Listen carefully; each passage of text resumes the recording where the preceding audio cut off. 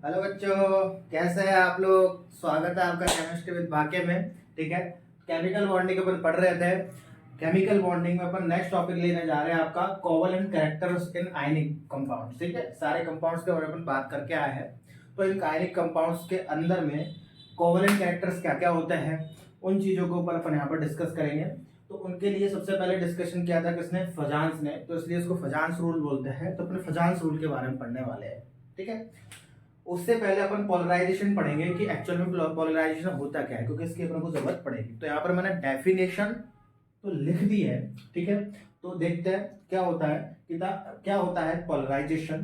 तो देखते हैं द अट्रैक्शन या डिस्टॉर्शन, ठीक है, ऑफ इलेक्ट्रॉन क्लाउड्स, यानी कि इलेक्ट्रॉन क्लाउड्स का डिस्टॉर्शन या अट्रैक्शन ऑफ अनायन। यानी कि कुल मिला के बात क्या हुई कि जो अनायंस होते हैं उस अनायंस में जो इलेक्ट्रॉन क्लाउड्स होता है, इलेक्ट्रॉन क्लाउड होता है उनके चारों तरफ, उनका या तो अट्रैक्शन हो रहा है या डिस्टॉर्शन हो रहा है। किसकी तरफ, कटायन की तरफ। तो कटायन की तरफ हो रहा है तो मतलब कटायन ही इनको क्या कर रहा होगा, अट्रैक्ट कर रहा होगा। इसलिए इनको क्या बोलते हैं, पोलराइजेशन बोलते हैं। तो द अट्रैक्शन और डिस्टॉर्शन ऑफ इलेक्ट्रॉनिक और electron cloud of anion towards cation is called polarization. इतना आप लिख लोगे, इज कॉल्ड पोलराइजेशन। ठीक है, देखो समझते होता क्या है। यहाँ पर जो कटायन जो रहता है उसका साइज क्या होता है बेटा, छोटा होता है। अनायन का साइज क्या रहता है, बड़ा रहता है। तो मैं एक चीज मान लूं कि देखो जनरली क्या होता है, ये कटायन है और ये क्या है आपका, अनायन है। ठीक है, ये कटायन है और ये अनायन है। दो चीजें होती है, एक तो होता है कि जो कटायन होता है ये अनायन को क्या कर लेगा, अपनी तरफ अट्रैक्ट कर लेगा। ठीक है, अट्रैक्ट करने से क्या होता है, एक तो अपन को साफ साफ दिखता है अट्रैक्शन कर लिया, ये दोनों आपस में एक दूसरे के भी पास आके और आयनिक बॉन्ड का फॉर्मेशन कर लिया। एक चीज होती है कि इनका क्या हो गया बेटा, डिस्टॉर्शन हो गया। क्या हो गया, इनका डिस्टॉर्शन हो गया। और डिस्टॉर्शन होकर के है तो अनायन अपनी जगह पर ही, लेकिन उसका डिस्टॉर्शन होकर के क्या आ गया, कटायन की तरफ आ गया। तो इससे कोवेलेंट कैरेक्टर्स मिल जाता है। तो दोनों आयंस के बीच ना तो 100% आयनिक कैरेक्टर ही रहता है और ना दोनों के बीच में क्या रहता है आपका, कोवेलेंट बॉन्ड रहता है या आयनिक बॉन्ड रहता है। ठीक है, तो अपन यहाँ पर अभी बात कर रहे हैं डिस्टॉर्शन की। हाँ, एक्चुअली में डिस्टॉर्शन होता कैसा है, ये चीज भी आपको बता दूं। डिस्टॉर्शन क्या होता है कि जैसे कि कोई ये चीज, कोई भी आयन, ठीक है, इसका डिस्टॉर्शन हो रहा है। मान के चलो इस कैटायन की तरफ इसका डिस्टॉर्शन होने वाला है। ठीक है, तो कैसे होता है, ये खुद अपनी जगह पर रहते हैं पर बढ़ते रहते हैं। जैसे कि यहाँ से इतना हो गया, थोड़ी देर बाद इतना हो गया, थोड़ी देर बाद इतना हो गया। तो ये क्या है आपका, डिस्टॉर्शन है बेटा। ठीक है, यही चीज सेमली यही चीज सेम यहीं पर हो रही है कि अगर इसका डिस्टॉर्शन हो जाए, ठीक है, ये हो गया बस आप, ये होगा डिस्टॉर्शन। तो यानी कि कटायन जो होता है इसका अट्रैक्शन या distortion of electron cloud of anion, anion के पास में जो इलेक्ट्रॉन्स का क्लाउड है उनका डिस्टॉर्शन हो रहा है टुवर्ड्स कटायन। इसी को अपन क्या बोल रहे हैं बेटा, पोलराइजेशन। अच्छा मेरे को एक बात बताओ, अगर कटायन अपनी ओर अट्रैक्ट कर रहा है तो कटायन कितनी क्षमता होगी कटायन की इस अनायन को अपनी तरफ खींचने की। तो उस क्षमता को अपन क्या बोलते हैं यहाँ पर, पोलराइजेशन पावर बोलते हैं बेटा। क्या बोलते हैं यहाँ पर, पोलराइजेशन, पोलराइजेशन पावर। इतनी चीज समझ में आई। ठीक है साहब, अब इस जो एनायन है, कटायन तो खींच रहा है लेकिन अनायन खींच भी तो रहा है। तो अनायन की कितनी लिमिट है, कितनी कैपेसिटी है कि वो कटायन की तरफ जाएगा, इसको बोलते हैं अपन पोलराइजेबिलिटी। क्या बोलते हैं आपको, पोलराइजेबिलिटी, पोलराइजेबिलिटी, पोलराइजेबिलिटी। ठीक है, इसको ही बोलते हैं। अच्छा मेरे को एक चीज बताओ, कटायन का साइज क्या है, अनायन का साइज क्या है, कटायन पे चार्ज कितना है, अनायन पे चार्ज कितना है, इनका पता है। एक रूल होता है बेटा, क्या होता है, रूल। ये रूल देखते हैं, बाकी की चीजें अपन एग्जांपल से समझेंगे। ठीक है, तो यहाँ पर रूल क्या कहता है बेटा, ये कहता है कि जो कटायन होता है ना, ये कटायन का साइज क्या होना चाहिए, स्मॉल। कटायन क्या होना चाहिए बेटा आपका, स्मॉल होना चाहिए। कि साहब हमने आपकी बात मान ली, कटायन क्या है, स्मॉल है, हमको दिख ले रहा। ओके, नेक्स्ट मैं क्या कह रहा हूं यहाँ पर, एनायन क्या होना चाहिए, बड़ा होना चाहिए। तो यहाँ पर मैं लिख दूं कि बिगर अनायन होना चाहिए, बिगर अनायन होना चाहिए। ठीक है साहब, लिख दिया। और चार्ज जो होता है, चार्ज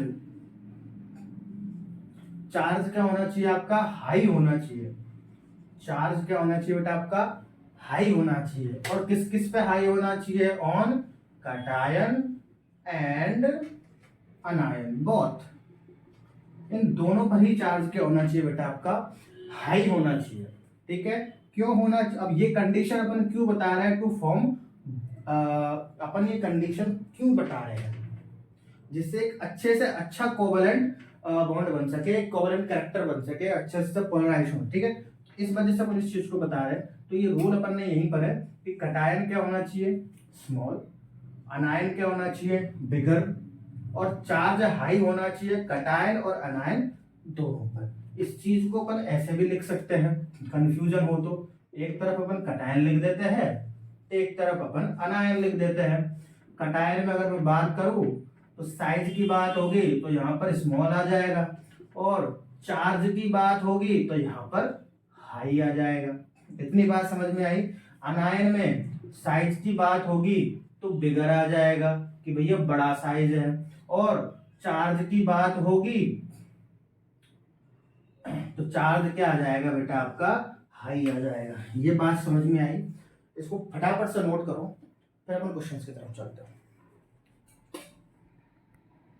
ठीक है, तो अपन पोलराइजिंग पावर और पोलराइजेबिलिटी के लिए अपन क्वेश्चंस देख लेते हैं, क्लियर कर लेते हैं ये कैसे अपन कंपेयर करेंगे। ठीक है, तो सबसे पहले अपन पोलराइजिंग पावर के लिए देखेंगे। पहले बताओ पोलराइजिंग पावर किसके लिए होती है, कैटायन के लिए।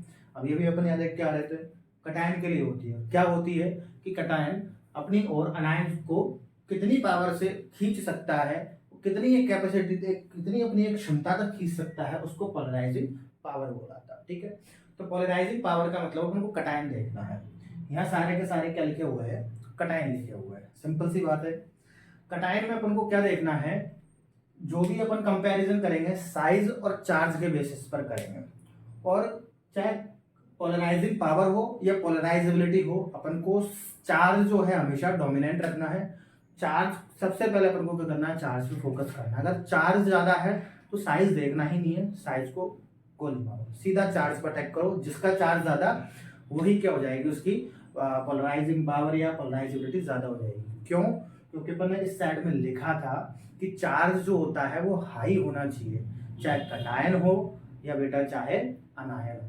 ठीक है, साइज की बात हुई थी कि साइज केवल अनायन का ज्यादा होना चाहिए और कैटायन का छोटा होना चाहिए। ठीक है, यहाँ बात करते हैं। यहाँ ये लिथियम से CS तक जा रहा है, ठीक है, Li से CS तक जा रहा है। तो अपन को बताना है यहाँ से यहाँ जाने में इंक्रीज हो रहा है, डिक्रीज हो रहा है, सिंपल सी बात है। देखो साइज क्या है, सेम। सबसे पहली बात साइज देखी थी अपन ने, साइज पे क्या है, सेम है। सॉरी चार्ज, सॉरी चार्ज क्या है, दोनों का सेम है। अब बात आती है साइज की। तो साइज कैटायन का क्या होता है, छोटा, तो अपन को छोटा देखना है। जो सबसे ज्यादा छोटा उसकी पोलराइजिंग पावर उतनी ज्यादा। तो छोटा CS और Li में कौन है, Li, क्योंकि लेफ्ट से राइट जा रहे हैं तो साइज बढ़ रहा है, लेकिन यहाँ तो यही है, छोटा वाला किधर रहेगा, लेफ्ट में। तो इसका साइज क्या है बेटा, सबसे ज्यादा छोटा है। तो छोटा है तो इसकी पोलराइजिंग पावर ज्यादा होगी, यानी कि लेफ्ट से राइट जाएंगे तो एक घटती हुई चल जाएगी क्योंकि साइज बढ़ रहा है।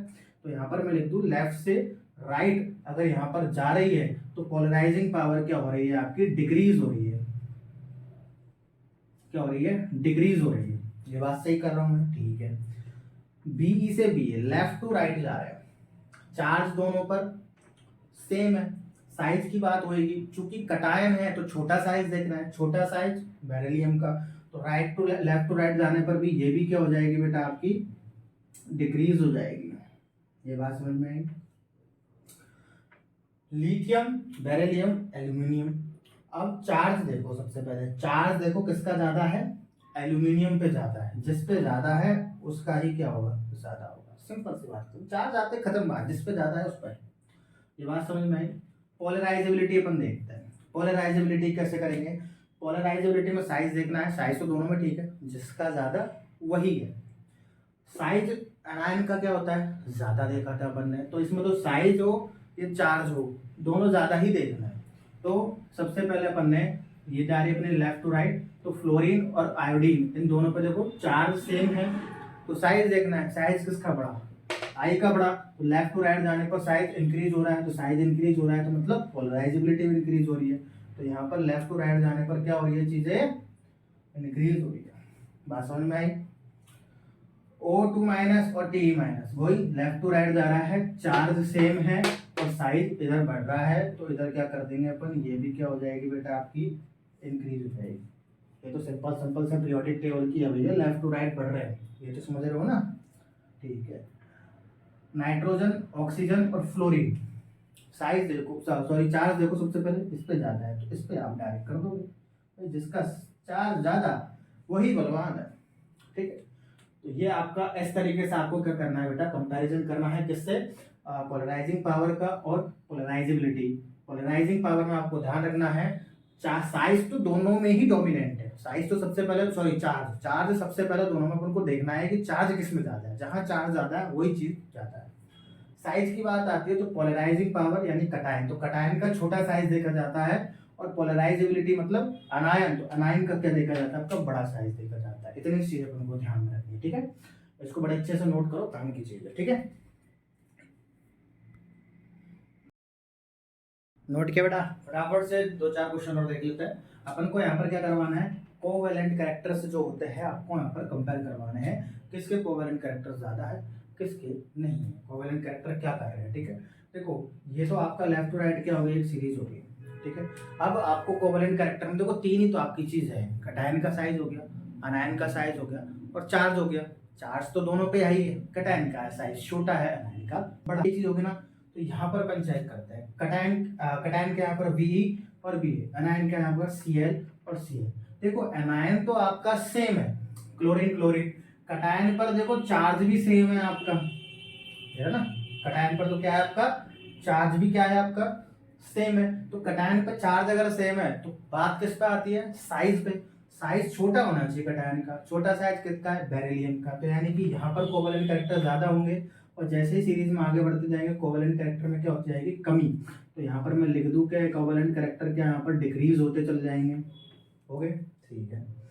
बात करते हैं NaCl, MgCl2 और AlCl3, ठीक है। अब यहाँ पर देखो नेगेटिव जो एनायन है Cl Cl Cl, एनायन पूरे के पूरे क्या है, सेम है, लेकिन यहाँ पर चार्ज वेरी कर रहा है। Na प्लस है तो Mg+2 है और AlCl Al+3 है, तो चार्ज क्या हो गया कटायन का, किस पे ज्यादा है, इस वाले पे ज्यादा है, तो यहाँ पर कोवेलेंट कैरेक्टर किसके ज्यादा हो जाएंगे, इसके, फिर कम इसके और सबसे कम इसके। ये देखो लिथियम, ये देखो फ्लोरीन से आयोडीन तक जा रहा है, यानी कि ये सीधे की सीधी सीरीज जा रही है।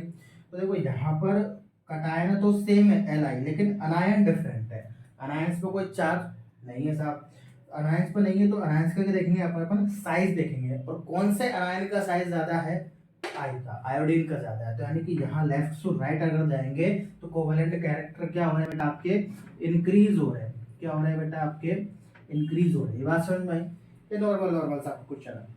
ये एक क्या है बेटा आपका, एक स्पेशल टाइप का क्वेश्चन है, इसको अपन को क्या रखना है, थोड़ा सा ध्यान में रखना है। CuCl और NaCl, इसमें क्या होता है, आपकी कंडीशन लगती है कि यहाँ पर एक चीज में लिख दूं, जैसे कि यहाँ पर Cu प्लस है और यहाँ पर Na प्लस है, एक एक है ना, तो Cu प्लस Na प्लस, जैसे कि यहाँ पर Cu प्लस और Na प्लस, समझ में आई बात।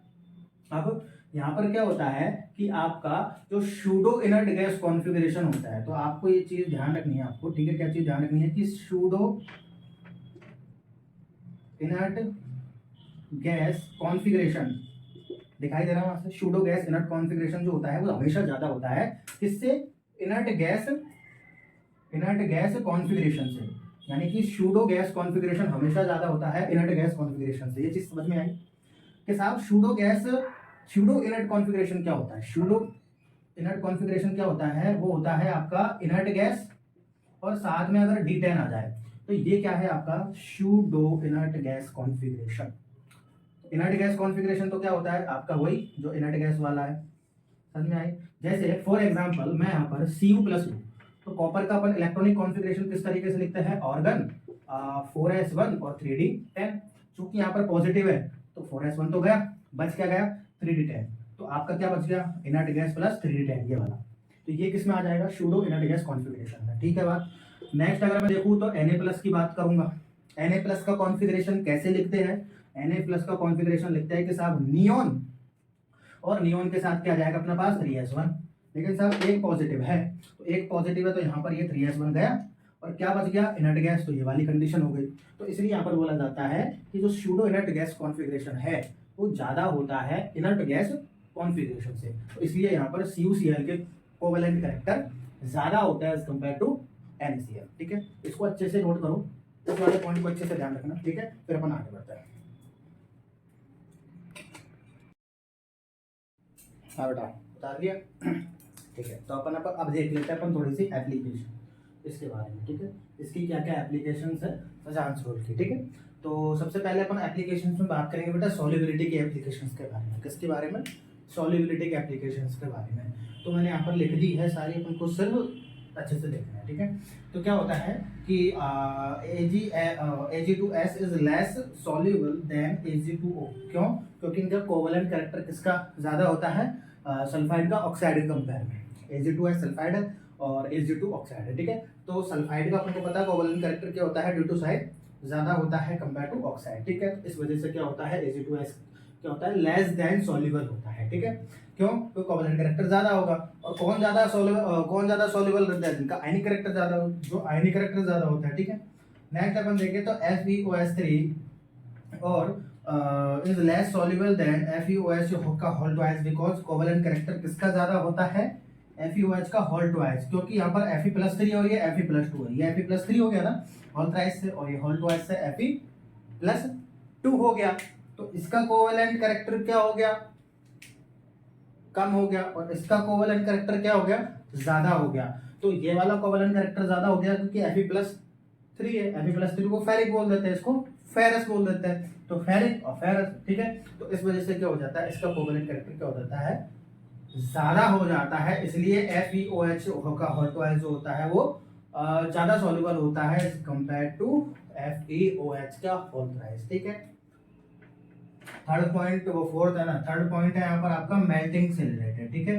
तो यहाँ पर मेल्टिंग पॉइंट की मैं यहाँ पर बात कर देता हूँ, ठीक है। तो ये जो आपका मेल्टिंग पॉइंट रहता है, ठीक है, ये जो मेल्टिंग पॉइंट रहता है वो क्या रहता है, मेल्टिंग पॉइंट के लिए क्या कंडीशन रहती है, मेल्टिंग पॉइंट के लिए कंडीशन रहती है आपकी क्या, covalent compound is less than या आयनिक कंपाउंड ग्रेटर देन, ये कंडीशन रहती है आपकी मेल्टिंग पॉइंट के लिए। अब देखो मेल्टिंग पॉइंट के लिए अगर ये कंडीशन है तो मैं क्या लिख सकता हूँ कि ये जो मेल्टिंग पॉइंट है वो डायरेक्टली प्रोपोर्शनल हो जाएगा आयनिक कंपाउंड, अगर फजांस रूल के व्याप पर अगर मैं लिखूँ तो ग्रेटर देन है, तो क्या डायरेक्टली प्रोपोर्शनल हो जाएगा। तो यहाँ पर मैं ये चीज़ लिख भी सकता हूँ बेटा आपकी कि ये जो मेल्टिंग पॉइंट है वो डायरेक्टली प्रोपोर्शनल है किसके, आयनिक कैरेक्टर के, आयनिक कैरेक्टर के, ये चीज मैं लिख सकता हूं। और इनडायरेक्टली प्रोपोर्शनल है, और इनडायरेक्टली प्रोपोर्शनल है किसके, कोवेलेंट कैरेक्टर के, कोवेलेंट कैरेक्टर के। ये चीज आपको समझ में है। अगर मेल्टिंग पॉइंट के लिए कंडीशन क्या रहती है आपकी, ionic compound greater than covalent compound, तो मेल्टिंग पॉइंट के लिए क्योंकि आयनिक कंपाउंड ग्रेटर देन है तो मैं इसलिए लिख सकता हूं कि जो मेल्टिंग पॉइंट है वो डायरेक्टली प्रोपोर्शनल हो जाएंगे किसके, आयनिक कैरेक्टर्स के, और इनडायरेक्टली प्रोपोर्शनल हो जाएंगे कोवेलेंट कैरेक्टर के। फॉर एग्जांपल, ये एग्जांपल मैं मेल्टिंग पॉइंट के लिए ले रहा हूँ, ठीक है। तो सपोज करो मेरे को ये सीरीज है, ठीक है, MBE है, MG है, ठीक है, कैल्शियम है, ठीक है। तो ये वाली जो सीरीज है लेफ्ट टू राइट जो अपनी चल रही है, तो इसके अंदर क्या है बेटा, देखो BeCl2 और BaCl2 एनायन वाले सेम, कैटायन वाले अलग अलग। अच्छा मेरे को एक बात बताओ, कोवेलेंट कैरेक्टर किसका ज्यादा होता है, कोवेलेंट कैरेक्टर होता है उसका जिसका साइज कम हो, और साइज कम किसका है यहाँ पर, Be का, यानी कि कोवेलेंट कैरेक्टर यहाँ ज्यादा है तो आगे जाते जाते कम हो जाएगा। लेकिन हमको बात करनी है किसके, मेल्टिंग पॉइंट के बिहाफ पे, आयनिक कैरेक्टर के, क्योंकि आयनिक कैरेक्टर का डायरेक्टली प्रोपोर्शनल है। तो यहाँ पर आयनिक कैरेक्टर, अगर covalent character left to right जाते हुए घट रहा है तो ionic character left to right जाते इंक्रीज होगा, और वो दिख भी रहा है क्योंकि साइज बड़ा है। तो लेफ्ट टू राइट जाते क्या होगा, इंक्रीज होगा। और अगर वो इंक्रीज हो रहा है तो मैं यहाँ पर ये ऑर्डर लिख सकता हूँ कि यहाँ पर मेल्टिंग पॉइंट का जो ऑर्डर है वो क्या हो रहा है आपका, इंक्रीज हो रहा है। ये चीज मैं यहाँ पर लिख सकता हूँ। वही चीज तो यहाँ पर बात करिए, ठीक है। फोर्थ पॉइंट पर अपन थर्मल स्टेबिलिटी देख लेते हैं। थर्मल स्टेबिलिटी भी सेम है। थर्मल स्टेबिलिटी क्या होती है, डायरेक्टली प्रोपोर्शनल होती है आयनिक कैरेक्टर के, और इनडायरेक्टली प्रोपोर्शनल होती है किसके, कोवेलेंट कैरेक्टर के। वही सेम चीज है इसके लिए भी। Li2CO3 CH2CO3, इसका एग्जांपल अगर बात करें, अनायन सेम है, कैटायन का साइज वेरी कर रहा है कम से ज्यादा की तरफ, लेफ्ट टू और राइट बढ़ रहा है। तो बढ़ रहा है तो एक चीज बताओ, सबसे कोवेलेंट कैरेक्टर क्या होता है, जिसका साइज कम है। यानी कि यहाँ पर कोवेलेंट कैरेक्टर ज्यादा है, यानी कि covalent character left to right जाते वक्त घट रहा है। और लेफ्ट टू राइट अगर कोवेलेंट घट रहा है तो आयनिक बढ़ रहा होगा, और आयनिक बढ़ रहा है तो आयनिक तो डायरेक्टली प्रोपोर्शनल है। आयनिक बढ़ रहा है तो मतलब टीएस, थर्मल स्टेबिलिटी बन रही है। तो यानी कि मैं एक बात बता सकता हूँ कि लेफ्ट टू राइट जाने पर जो टीएस है वो भी क्या हो रहा है आपका, इंक्रीज। क्या हो रहा है, इंक्रीज। बस यही तो बात हुई है। इसको फटाफट से नोट करो, फिर से आगे बढ़ते हैं अपन, ठीक है। आधा बेटा कर लिया नोट। तो अब अपन इस लेक्चर को खत्म करते हुए लास्ट चीज देख लेते हैं, इसके एक्सेप्शंस क्या क्या है। यानी कि ऐसी कौन सी चीजें आनी चाहिए सॉल्युबिलिटी के अंदर, उनके एक्सेप्शंस क्या क्या है कि जो पूरी की पूरी जो ऑर्डर है, जो सीक्वेंस का ऑर्डर है लेफ्ट टू राइट का, टॉप टू बॉटम का, वो उल्टा हो जाएगा, या कोई कोई एलिमेंट्स की ज्यादा जैसे कि कोई कोई की ज्यादा सॉल्युबिलिटी हो जाएगी, कोई कोई की कम सॉल्युबिलिटी हो जाएगी, ठीक है। तो वो एक्सेप्शंस के बारे में बात करेंगे।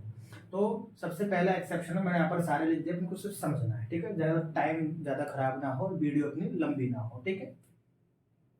सबसे पहले अपने हैं बेरिलियम का हैलाइड्स। कौन कौन से हैलाइड्स हो सकते हैं आपको पता है, हैलाइड्स तो गिने चुने होते हैं, फ्लोरो क्लोरो ब्रोमो आयोडो। तो बेरिलियम के साथ फ्लोरीन, क्लोरीन, ब्रोमीन और आयोडीन, ये है।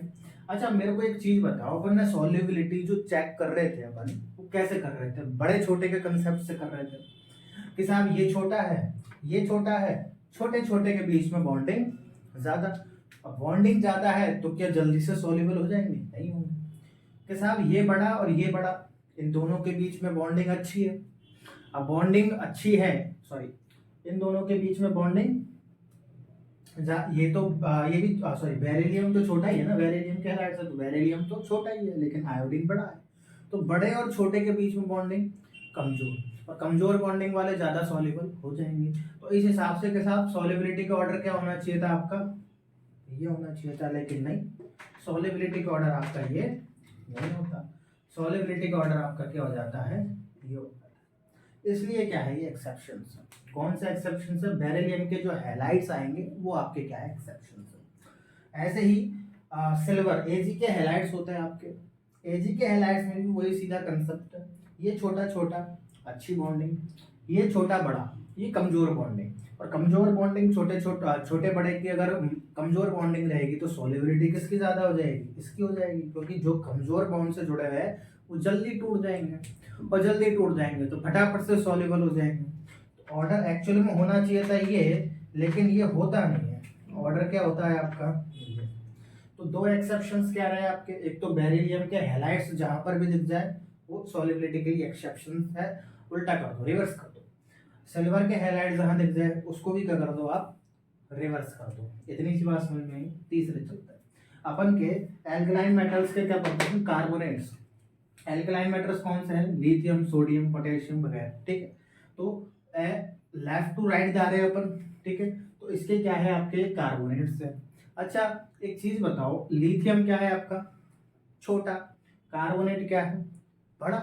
तो यानी कि छोटे बड़े की बॉन्डिंग कमजोर, CS बड़ा है, कार्बोनेट भी बड़ा है, बड़े बड़े की बॉन्डिंग मजबूत, और ये वहां बड़े बड़े की बॉन्डिंग है या छोटे बड़े की बॉन्डिंग है, तो छोटे बड़े की बॉन्डिंग जल्दी टूटेगी, तो सॉल्युबल जल्दी कौन होगा, ये।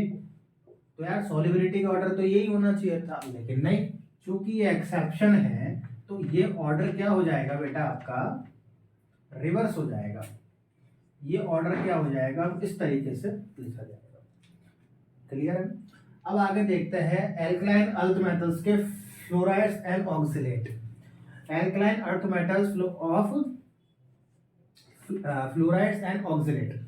अल्कलाइन अर्थ मेटल्स के अपन क्या देखेंगे, एक तो फ्लोराइड्स देखेंगे और एक बार अपन ऑक्सिलेट्स देखेंगे। ये फ्लोराइड्स और ऑक्सिलेट दोनों ही क्या है, एक्सेप्शंस है। तो आ जाओ, MgF2, CaF2, SrF2, BaF2 और BeF2। अच्छा तो सर ये BeF2 लास्ट में कैसे आ गया, यही एक्सेप्शन है। देखो Mg और F, Mg छोटा Ba के कंपेयर में, तो उसको हटा दो एक बार के लिए, उसको भूल जाओ आप, ठीक है। मैं इसको मिटा ही देता हूँ एक बार के लिए, ठीक है। Mg छोटा, F बड़ा कि छोटा, छोटा, तो छोटा और छोटा, छोटे छोटे की बॉन्डिंग है, तो छोटे छोटे की बॉन्डिंग तो मजबूत है के साथ, ये तो कम सॉल्युबल होगी। तो Ba बड़ा और F2 छोटा, तो ये बड़े छोटे की बॉन्डिंग यानी कि सॉल्युबल कौन होगा, ये वाला ज्यादा होगा। तो के साथ ऑर्डर ये है के साथ बिल्कुल है, लेकिन इसके आगे Be और जंप करता है, BeF2 के साथ। ये तो छोटे बड़े की बॉन्डिंग हो गई, सॉरी ये तो छोटे की और छोटे की बॉन्डिंग हो गई है, तो छोटे छोटे की बॉन्डिंग तो मजबूत है, तो ये सबसे ज्यादा सॉल्युबल क्यों है, क्यों, क्योंकि ये एक्सेप्शन है। इनके पीछे भी तरह तरह के रीजंस होते हैं कि क्यों है वगैरह, ठीक है, हाइड्रेशन वगैरह और ये सारी चीजें हो जाती हैं करना, ठीक है। ये अभी अपन नहीं पढ़ रहे, अपन का मेन फोकस में तो सिर्फ एक्सेप्शंस देखने, अपन को डायरेक्टली ध्यान रखना ताकि अपन डायरेक्टली क्वेश्चंस कर सके और डायरेक्टली एग्जाम्स में लिख सके। अब आ जाओ MgCO4 ऑक्सोलेट पे देख लो, ऑक्सिलेट्स, ठीक है। ऐसे ही यहाँ पर BeC2O4 है, ठीक है। तो यहाँ तक तो आपका ऑर्डर सीधा बढ़ता बढ़ता जाता है, क्यों, क्योंकि ये छोटा ये बड़ा, छोटे बड़े की बॉन्डिंग कमजोर, तो सबसे सॉरी ये Ba और C2O4 ये बड़ा है, ये बड़ा है, ये बड़े बड़े की बॉन्डिंग ज्यादा है, ठीक है। तो इस तरीके से क्रम चल रहा है, और आपका ये Be कम है, ये रहा, इसको यहाँ पर लगा देता हूँ, ये इसके बाद ये Be आ रहा है, तो यहाँ पर क्या हो जाएगा, एक्सेप्शन है क्योंकि Be बाद में जंप कर रहा है। तो साहब ये तो आपका छोटा है और वो आपका बड़ा है, छोटा बड़ा, ठीक है। इस तरीके का आप कंसेप्ट अपना समझ रहे हैं। ये पूरे के पूरे एक्सेप्शंस है, अपन को ये पूरे के पूरे याद होने चाहिए। बी सिंपल याद करना, बी के हैलाइड्स है, बेरिलियम के हैलाइड्स है, सिल्वर के हैलाइड्स है, एल्कलाइन मेटल्स के कार्बोनेट्स है, ठीक है, और आपके एल्कलाइन अर्थ मेटल्स के ऑक्सिलेट्स और फ्लोराइड्स। ये इतनी सी आज के अपन ये लेक्चर यहीं पर खत्म करते हैं, ठीक है। तो बहुत बहुत धन्यवाद आपका यहाँ तक बने रहने के लिए, बहुत बड़ा बड़ा थैंक यू, ठीक है। तो जाते जाते चैनल को अगर आते आते लाइक और सब्सक्राइब नहीं किया है तो जाते जाते लाइक सब्सक्राइब कर लीजिए, ठीक है, ताकि अपना भी चैनल बढ़ जाए। और जितने ज़्यादा लाइक सब्सक्राइबर आएंगे उतनी अच्छी पॉजिटिविटी एनर्जी से अपन सारी वीडियोस बनाएंगे, सारे टॉपिक्स डालते जा रहे हैं अपन धीरे धीरे, ठीक है। तो फटाफट से आप नोट तो आपने कर लिया होगा, समझ में आया है तो बहुत बहुत बढ़िया है। आपको नहीं समझ में आया तो फिर से आप वीडियो देख सकते हैं। कोई भी समस्या अगर आपको आ रही है तो हमारा इंस्टाग्राम है, इंस्टाग्राम पर डायरेक्टली DM कर दो, कमेंट सेक्शन में कमेंट कर दो, अगर कमेंट कर दोगे तो भी हम सारे कमेंट्स पढ़ते हैं, ठीक है। तो बहुत बहुत धन्यवाद आपका, मिलते हैं आपसे अगले लेक्चर में, तब तक के लिए हंसते रहिए और मस्त रहिए, थैंक यू।